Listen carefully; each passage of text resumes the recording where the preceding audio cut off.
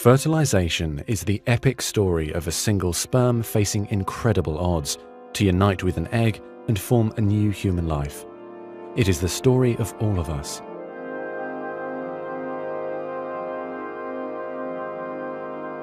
During sexual intercourse, about 300 million sperm enter the vagina. Soon afterward, millions of them will either flow out of the vagina or die in its acidic environment. However, many survive because of the protective elements provided in the fluid surrounding them. Next, the sperm must pass through the cervix, an opening into the uterus.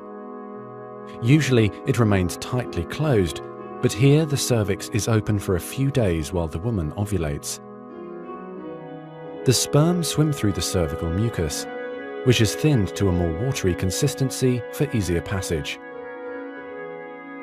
Once inside the cervix, the sperm continues swimming toward the uterus, though millions will die trying to make it through the mucus. Some sperm remain behind, caught in the folds of the cervix, but they may later continue the journey as a backup to the first group. Inside the uterus, muscular uterine contractions assist the sperm on their journey toward the egg. However, resident cells from the woman's immune system, mistaking the sperm for foreign invaders, destroy thousands more.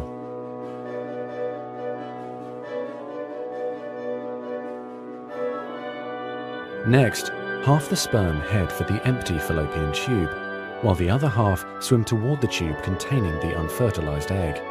Now, only a few thousand remain. Inside the fallopian tube, tiny cilia push the egg toward the uterus. To continue, the sperm must surge against this motion to reach the egg. Some sperm get trapped in the cilia and die.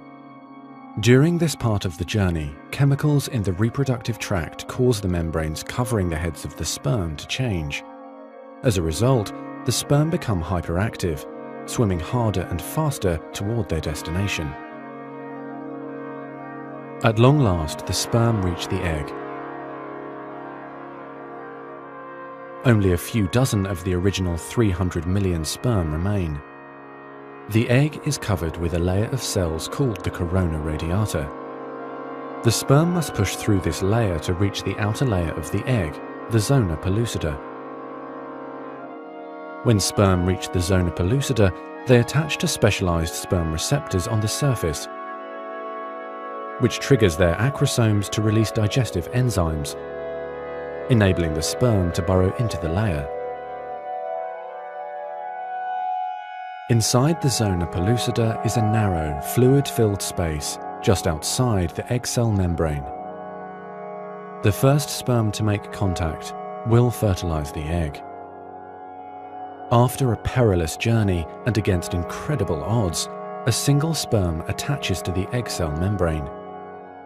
Within a few minutes, their outer membranes fuse and the egg pulls the sperm inside. This event causes changes in the egg membrane that prevent other sperm from attaching to it. Next, the egg releases chemicals that push other sperm away from the egg and create an impenetrable fertilization membrane.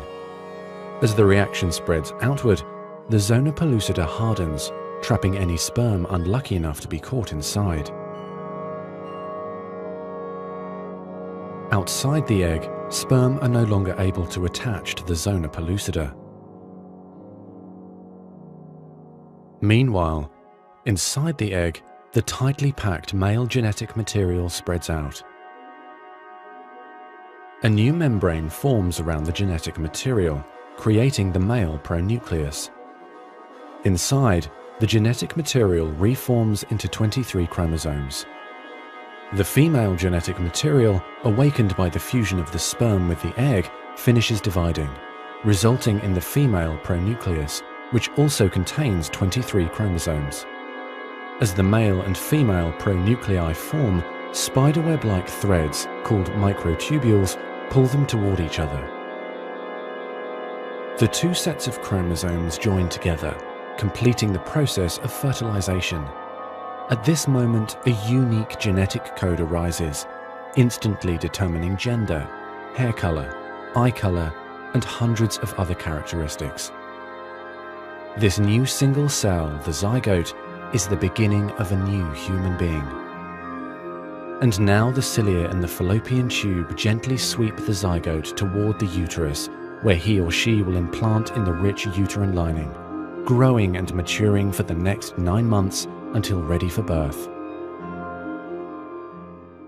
إِنَّا خَلَقْنَا الْإِنسَانَ مِن نُّطْفَةٍ أَمْشَاجٍ نَّبْتَلِيهِ فَجَعَلْنَاهُ سَمِيعًا بَصِيرًا خَلَقَ الْإِنسَانَ مِن نُّطْفَةٍ فَإِذَا هُوَ خَصِيمٌ مُّبِينٌ أَوَلَمْ يَرَ الْإِنسَانُ أَنَّا خَلَقْنَاهُ مِن نُّطْفَةٍ فَإِذَا هُوَ خَصِيمٌ مُّبِينٌ قَالَ لَهُ صَاحِبُهُ وَهُوَ يُحَاوِرُهُ أَكَفَرْتَ بِالَّذِي خَلَقَكَ مِن تُرَابٍ ثُمَّ مِن نُّطْفَةٍ ثُمَّ سَوَّاكَ رَجُلًا لَّٰكِنَّ هُوَ اللَّهُ رَبِّي وَلَا أُشْرِكُ بِرَبِّي أَحَدًا